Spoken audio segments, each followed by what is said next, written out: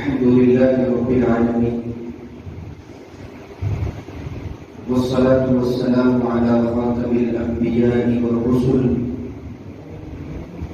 محمد بن عبد الله الأمين وعلى آله وأصحابه أجمعين ومن تبعهم بإحسان إلى يوم الدين. أما بعد فأعوذ بالله من الشيطان الرجيم. بسم الله الرحمن الرحيم.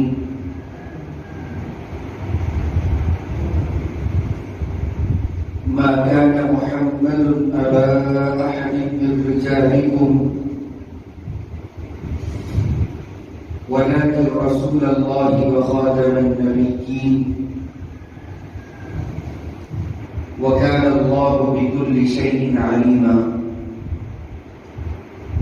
صدق الله العظيم. وقال النبي صلى الله عليه وسلم أنا خاتم النبيين لا نبي بعدي. وقال النبي صلى الله عليه وسلم أنا آخر الأنبياء وأنتم آخر الأمم أو كما قال النبي صلى الله عليه وسلم.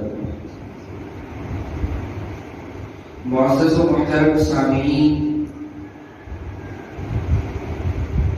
دینی اور ایمانی بزرگوں، اللہ تعالیٰ نے ہم تمام کو ایک عظیم دولت عطا کی ہے. ایک بہت بڑی دولت ہے جو اللہ نے ہم لوگوں کو عطا کی ہے، اور یہ دولت اتنی قیمتی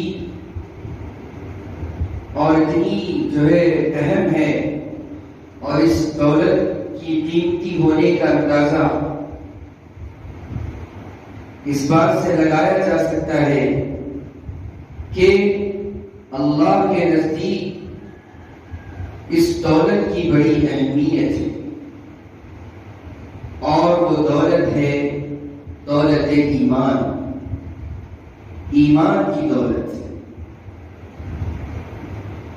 یہ آسمانوں اور زمین کے درمیان جو کچھ ہے اور جتنی نعمتیں ہیں ان تمام نعمتوں سے بڑھ کر یہ ایمان کی دولت ہے.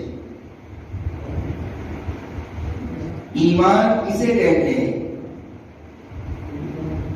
ایمان چند عقائد کا نام ہے. سب سے پہلا عقیدہ ہے عقیدہ توحید. اللہ تعالیٰ کو ایک ماننا، اللہ تعالیٰ کو ایک جاننا، اللہ ہی کو اپنا خالق اور مالک سمجھنا جاننا. موت اور زندگی کا مالک اللہ ہے، رزق دینے والی ذات اللہ کی ہے، نفع نقصان کے مالک اللہ رب العزت ہے. یہ عقیدہ رکھنا، یہ عقیدہ توحید ہے. انسان اپنی طاقت سے، اپنی صلاحیت سے، اپنے عہدے سے اور اپنے منصب سے کچھ نہیں کر سکتا. وہ اللہ کی منشا کے مطابق چیزیں ہوتی ہیں. تو سب سے پہلا عقیدہ ہے عقیدہ توحید. اللہ تعالیٰ کو ایک ماننا، ایک جاننا، لا الہ الا اللہ، کہ اللہ کے سوا کوئی معبود نہیں، کوئی عبادت کے لائق نہیں، کوئی اللہ کے برابر کا نہیں. یہ ہے عقیدہ توحید.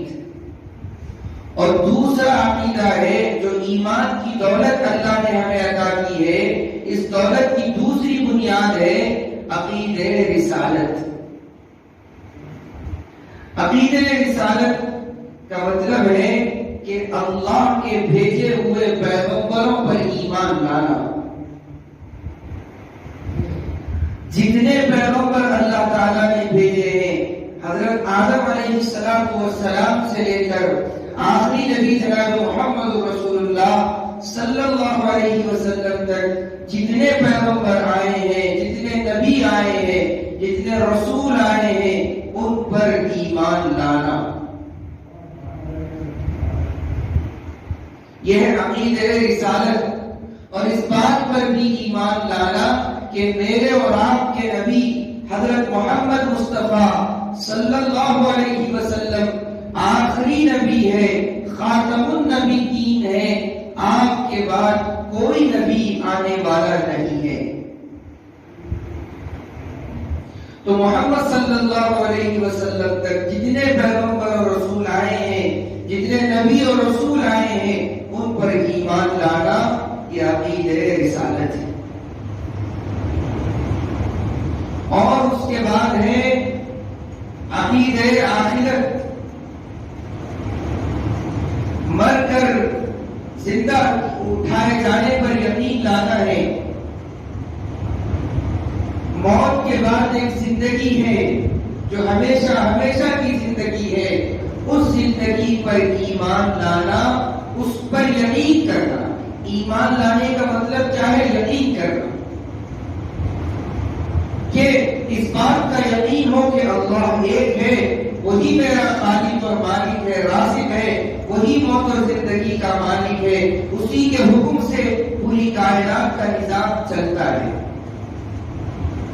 اور دوسرا عقیدہ ہے عقیدہ رسالت، یعنی حضرت محمد صلی اللہ علیہ وسلم کے آخری نبی ہونے پر ایمان لانا، یقین کے ساتھ کہنا کہ میرے نبی آخری نبی ہے اور آپ کے بعد کوئی نبی نہیں، اور آپ سے پہلے جتنے نبی اور رسولوں کو اللہ نے بھیجا ہے ان نبیوں اور رسولوں پر ہم ایمان لاتے ہیں، ہم یقین کرتے ہیں۔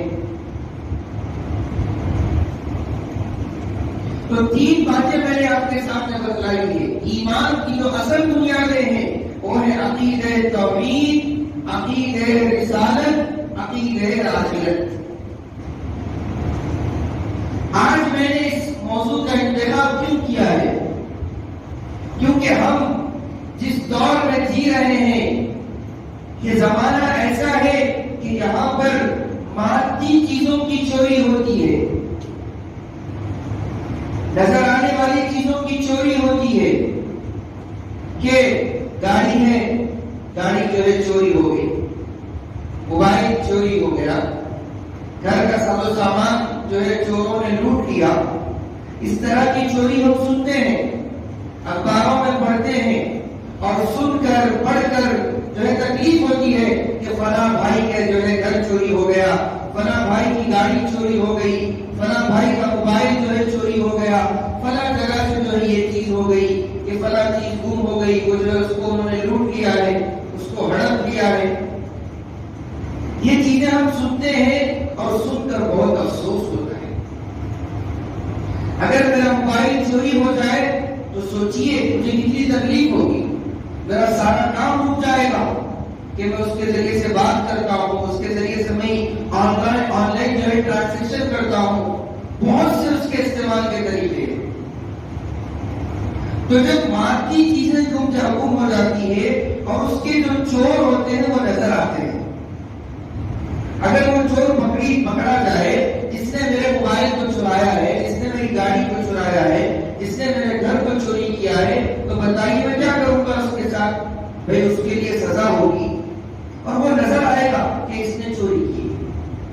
تو یہ مادی چیزیں ہیں، یہ نظر آنے والی چیزیں ہیں، یہ ہماری کمائی ہوئی چیزیں ہیں، یہ دنیا میں رہنے والی چیزیں ہیں، گھر، گاڑی، موبائل، جتنی بھی چیزیں ہیں یہ دنیا میں رہنے والی ہے۔ لیکن ایک دولت جو ہے وہ ایمان کی دولت ہے، جو ہمارے دلوں کے اندر ہے، اور اس ایمان کی دولت کی وجہ سے ہم آج مسجد میں بیٹھے ہوئے ہیں۔ ہم جو ہے نکاح اور زنا میں فرق کرتے ہیں، حلال و حرام میں فرق کرتے ہیں، سود اور تجارت میں فرق کرتے ہیں، صحیح اور غلط میں فرق کرتے ہیں، سچ اور جھوٹ میں فرق کرتے ہیں، حق اور باطل میں فرق کرتے ہیں، صحیح اور غلط کو پرکھتے ہیں، اس ایمان کی وجہ سے جو ہمارے سینوں میں ہے، ہمارے دلوں میں ہے۔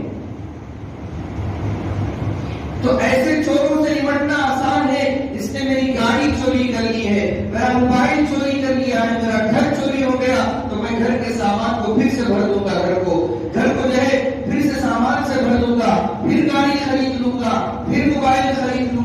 لیکن اگر کوئی چور کوئی ڈاکو میرے ایمان کو لوٹتا ہے تو بتائیے کیا میں برباد ہو جاؤں گا؟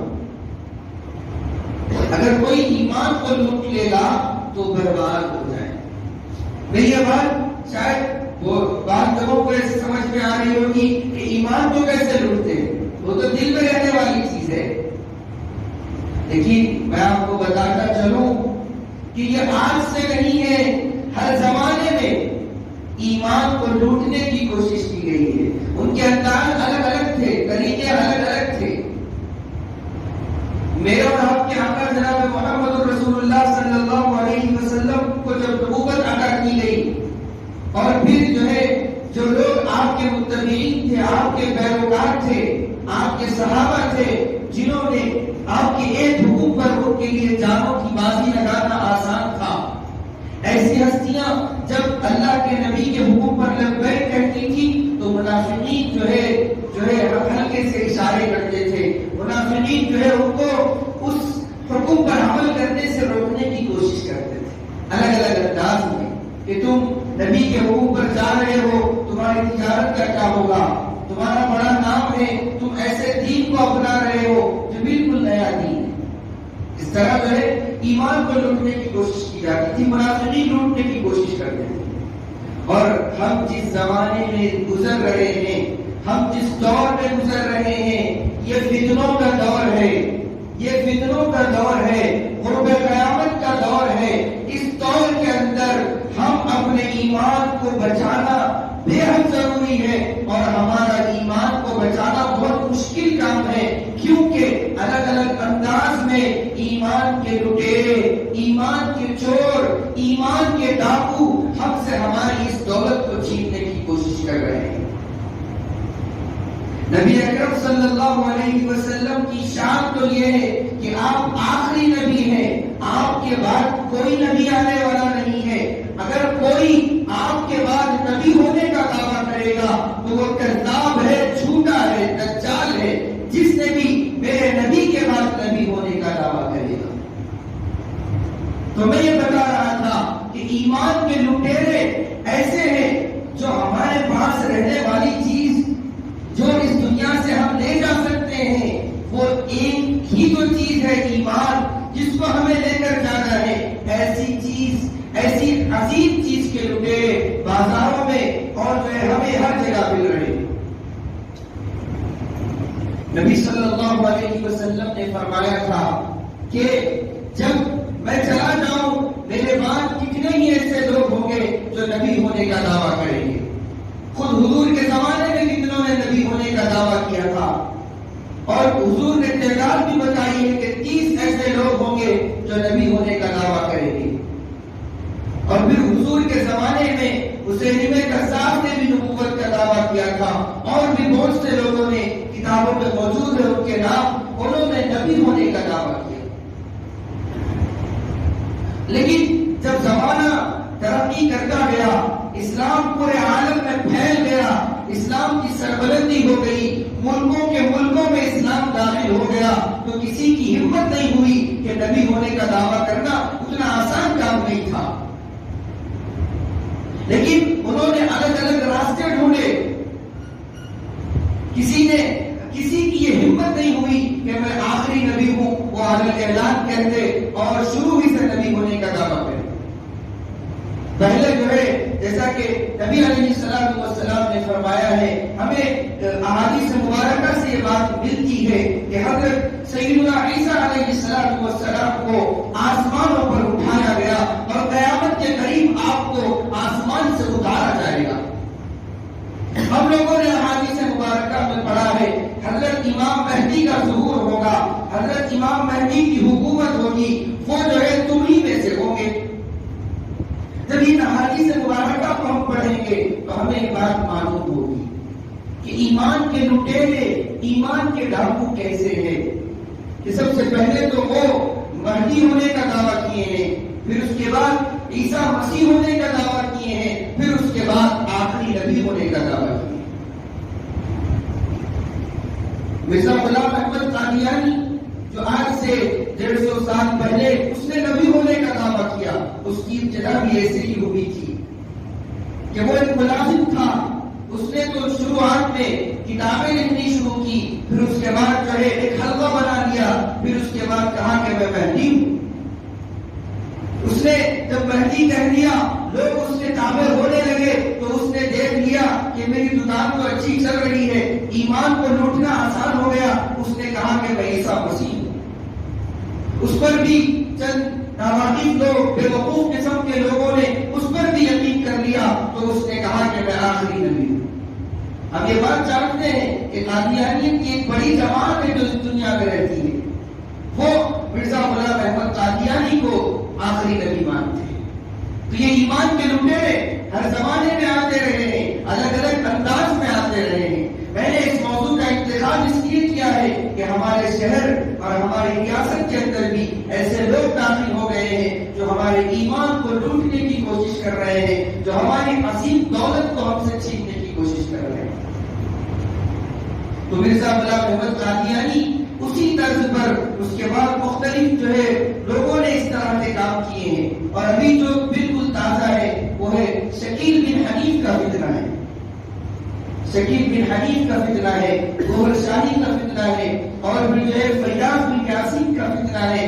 ایسے لوگ اور ان کے متبعین، ان کو پیروکار، ان کو ماننے والے لوگ ہمارے لوگ علاقوں میں آئے ہوئے ہیں، اور وہ بھولے بھالے نوجوانوں کو جن کو دین کا علم زیادہ نہیں رہتا ہے، جن کے پاس تجربہ زیادہ نہیں رہتا ہے، ایسے نوجوانوں کو پکڑ رہے ہیں اور ان کے عقائد کو بگاڑ رہے ہیں۔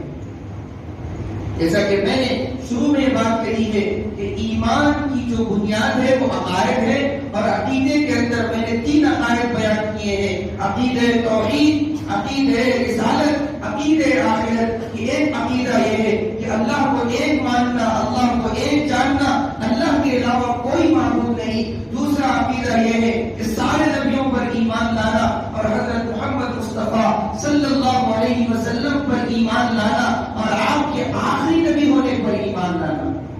اور اس کے بعد عقیدہ آخرت، مر کر اٹھائے جانے پر ایمان لانا ہے، حساب و کتاب کی گھڑی سے گزرنا ہے، اس پر ایمان لانا ہے، جنت و دوزخ پر ایمان لانا ہے، اللہ کے سامنے حاضر ہونے پر ایمان لانا ہے۔ یہ ہمارے ایمان کی بنیاد ہے۔ ایمان لانے کا مطلب ہے یقین کے ساتھ کہنا ہے، ہمارا یقین اتنا مضبوط ہو جائے۔ اسی لیے اللہ نے قرآن مجید میں فرما دیا ہے، پیارے نبی صلی اللہ علیہ وسلم کی شان کو بدلا دیا ہے۔ اللہ نے فرمایا، سورہ احزاب کی آیت ہے، بسم اللہ الرحمن الرحیم، ما کان محمد ابا احد من رجالکم، محمد صلی اللہ علیہ وسلم تم میں سے کس مردوں کے باپ نہیں ہے۔ یعنی حضور صلی اللہ علیہ وسلم کو جو صاحبزادیاں تھی، جو بڑی عمر والی تھی، اور جو بچے حضور کو، حضور اکرم صلی اللہ علیہ وسلم کی جو اولاد تھی، جو مذکر اولاد تھی، جو مرد اولاد تھی، وہ بچپن ہی میں فوت ہو گئے۔ اور رجال کہتے ہیں ایسے بچے کو جو بالغ ہو، تو حضور کے کوئی ایسا مرد بچہ نہیں ہے جو بالغ ہوا ہو۔ جتنے بچے تھے بچپن میں ہی فوت ہو گئے۔ آپ کی لڑکیاں تھی صاحبزادیاں، اور ان میں سے بھی حضرت فاطمہ رضی اللہ تعالیٰ عنہ سے آپ کا نسب جاری ہے۔ تو اللہ تعالیٰ نے فرمایا کہ محمد صلی اللہ علیہ وسلم تم میں سے کسی مردوں کے باپ نہیں۔ اور دوسری بات بتائی، وَلَٰكِن رسول اللہ، اور لیکن وہ اللہ کے رسول ہے، وَخَاتَمَ النَّبِيِّينَ، اور نبیوں کے سلسلے کو ختم کرنے والے ہیں۔ آپ کے بعد کوئی نبی نہیں ہوگا، چاہے وہ مرزا غلام احمد قادیانی کتنا ہی پکار لے، چاہے شکیل بن حنیف کتنا بھی کوشش کر لے، چاہے فیاض بن یاسین جتنی چاہے وہ کوشش کر لے، جو چاہے دعوے کرنا چاہے، لیکن ایک جماعت رہے گی علماء کی اور جاننے والوں کی جو ان کے فتنے کو کھول کر بیان کرے کہ محمد صلی اللہ علیہ وسلم آخری نبی ہے، وخاتم النبیین، وکان اللہ بکل شیء علیما، اور اللہ تعالیٰ ہر چیز کو جاننے والا ہے۔ یہ چیزیں ہمیں جاننے کی ضرورت ہے۔ اسی لیے اور پھر یہ آیت کریمہ میں نے آپ کے سامنے رکھی، اور حضور علیہ السلام کا فرمان ہے کہ انا خاتم النبیین، کہ میں آخری نبی ہوں، لا نبی بعدی، میرے بعد کوئی نبی نہیں ہے۔ اور حضور نے فرمایا، ہاں اگر میرے بعد کوئی نبی ہوتے تو وہ عمر ہوتے رضی اللہ تعالیٰ عنہ، لو کان بعدی نبی لکان عمر، میرے بعد اگر کوئی نبی ہوتے تو وہ عمر ہوتے۔ میرے بعد نبیوں کا سلسلہ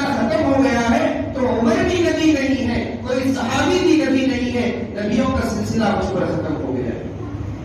تو یہ جو شکیل بن حنیف کا فتنہ ہے یہ بڑی تیزی سے چل رہا ہے، اور پھر فیاض بن یاسین کا فتنہ جو لنگم پلی کے علاقے میں چل رہا ہے، وہ اس نے تو دیکھ لیا کہ شکیل بن حنیف نے پہلے مہدی ہونے کا دعویٰ کرا کہ میں مہدی ہوں، پھر جب اس کا وہ دعویٰ چلا تو پھر اس نے کہا کہ میں عیسیٰ مسیح ہوں، پھر وہ دعویٰ بھی چلا تو پھر وہ اب لوگوں کے عقائد کو بگاڑ رہا ہے۔ اور ایسے ہی فیاض بن یاسین یہ کر رہا ہے کہ وہ پہلے تو ایسے بیمار اور کمزور لوگ جو اس کے پاس جا رہے ہیں علاج کے لیے وہ دعا تعویذ کر رہا ہے، اور ان سے کہہ رہا ہے کہ تم جو ہے گناہوں، تم لوگ دنیا میں رہتے ہو گناہ ہو جاتے ہیں، تو ان گناہوں کا کفارہ یہ ہے کہ تم میرے جو بتائے ہوئے وظائف ہیں تم اس کو سنا کرو، تم پاکیزہ ہو جاؤ گے۔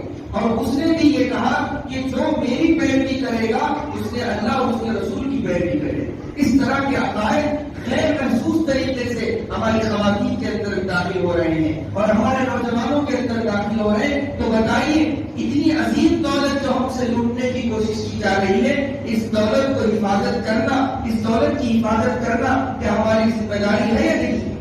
یہ عظیم دولت ہے ایمان کی۔ اس لیے جتنے فتنے اب چل رہے ہیں اور بڑی تیزی کے ساتھ چل رہے ہیں، ان فتنوں کو جاننے کے لیے علماء کرام نے بہت کوششوں کے ذریعے لوگوں کے سامنے بیانات کر رہے ہیں، پروگرام رکھ رہے ہیں۔ ایسا ہی ایک عظیم پروگرام مجلس تحفظ ختم نبوت تلنگانہ و آندھرا پردیش کی جانب سے ایک عظیم الشان اجلاس رکھا گیا ہے، ختم نبوت کانفرنس۔ نبی صلی اللہ علیہ وسلم کے آخری نبی ہونے کا ایک کانفرنس رکھا گیا ہے کہ آپ کے آخری نبی، آپ آخری نبی ہے، آپ کے بعد کوئی نبی نہیں ہے۔ جتنے لوگوں نے بھی اس طرح کے جو ہے گمراہ باتیں کی ہے اور اس طرح کے عقائد لوگوں میں پھیلا رہے ہیں، وہ کون کون لوگ ہیں اس کو جاننا ہمارے لیے ضروری ہے، اس کا جاننا۔ اس لیے یہاں پر گٹالہ بیگم پیٹ مسجد عالمگیری کے اندر، جو ہائیڈر سٹی کے اندر مسجد عالمگیری ہے گٹالہ بیگم پیٹ، وہاں پر جو ہے 2 روزہ کانفرنس رکھی گئی ہے، یعنی 21 اور 22 جنوری، کل عصر کے بعد سے لے کر اتوار کی عشاء کے بعد تک یہ پروگرام ہے، جہاں پر ہمیں جتنے فتنے اب چل رہے ہیں غیر محسوس طریقے سے، شکیل بن حنیف کا جو ایک ماننے والا ہے وہ بالکل ہماری طرح نظر آ رہا ہے، اس کو علماء کرام نے پکڑا اور اس سے کہا کہ بھئی تمہارا عقیدہ بیان کرو اور تم کہو کہ شکیل بن حنیف جو ہے وہ جو ہے اسلام سے پھرا ہوا ہے، وہ مرتد ہے، تم یہ بات کہو۔ تو وہ نوجوان جس کو داڑھی بھی ہے، ٹوپی بھی ہے، وہ بولنے کے لیے تیار نہیں، کلمہ تو پڑھ رہا ہے لیکن شکیل بن حنیف کو غلط نہیں بول رہا ہے، شکیل بن حنیف کو اسلام سے پھرا ہوا مرتد نہیں کہہ رہا ہے۔ اور شکیل بن حنیف کہاں سے؟ وہ عثمان پورا بہار کے علاقے کا رہنے والا، اور اس کے بعد دہلی میں وہ رہنے لگا، پھر اورنگ آباد میں وہ رہ رہا ہے۔ حضرت مہدی تو آئیں گے، ان کی ایک شان ہوگی، حضرت عیسیٰ علیہ السلام تو آسمانوں سے اتریں گے، ان کی ایک شان ہوگی، ان کا ایک مقام ہوگا۔ اور ایسے گلی میں رہنے والے لوگ مہدی ہونے کا دعویٰ کرے، عیسیٰ مسیح ہونے کا دعویٰ کرے، تو ہم ان دعووں میں نہیں آنا چاہیے۔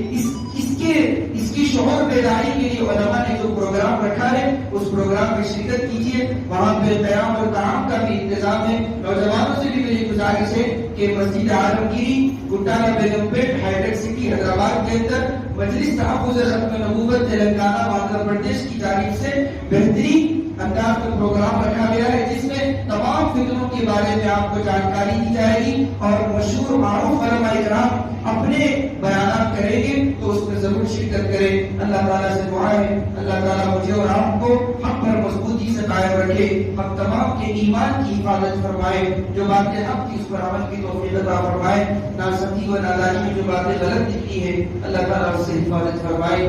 آمین۔ وآخر دعوانا ان الحمد للہ رب العالمین۔